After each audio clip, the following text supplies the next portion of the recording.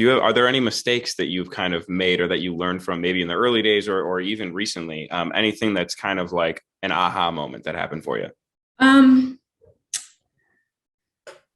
I think I think a lot about my support experience, and I think um, there are a few things probably I would give tips on. I have never personally made a mistake in my entire life, but that's how I become a successful marketer.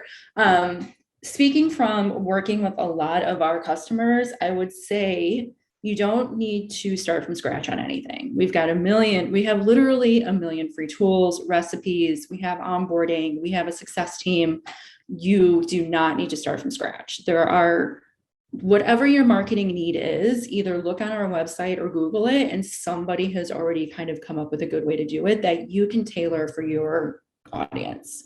So I would say you don't need to waste time building things from scratch. You just don't.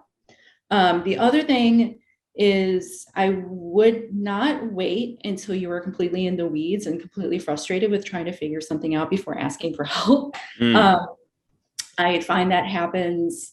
I found that happen a lot in the support arena, but that also happens sometimes when maybe someone comes into the marketing team and they're confused about something and our process maybe isn't abundantly clear. I would say it's always okay to get help sooner for something than to wait until you're about to have a meltdown. um, so maybe that's more of a 2020 tip. Just ask for help when you need it. Well, there you have it.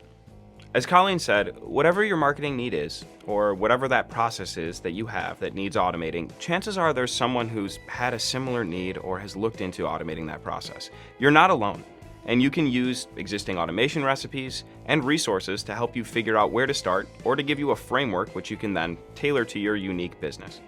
Now, the key is getting the appropriate understanding of your processes and needs before you go about automating them. Think about volume. Which processes happen a lot? Are they standardized? Are they repeatable? Where do you find yourself taking information from over here and putting it over there?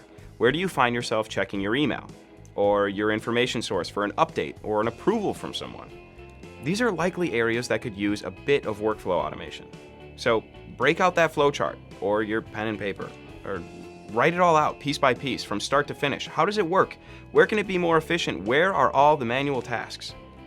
Even automating a simple individual step in a process can save you hours if it's a task that you have to do all the time or a task that takes you a long time to do. Start small.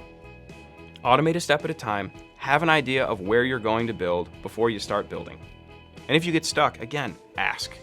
The more you explore your automation builders, the more you explore your own processes, the better you're going to become at automating those workflows. You'll be amazed at how quickly you'll start to learn and start to find more and more places where you can save time and increase your efficiency.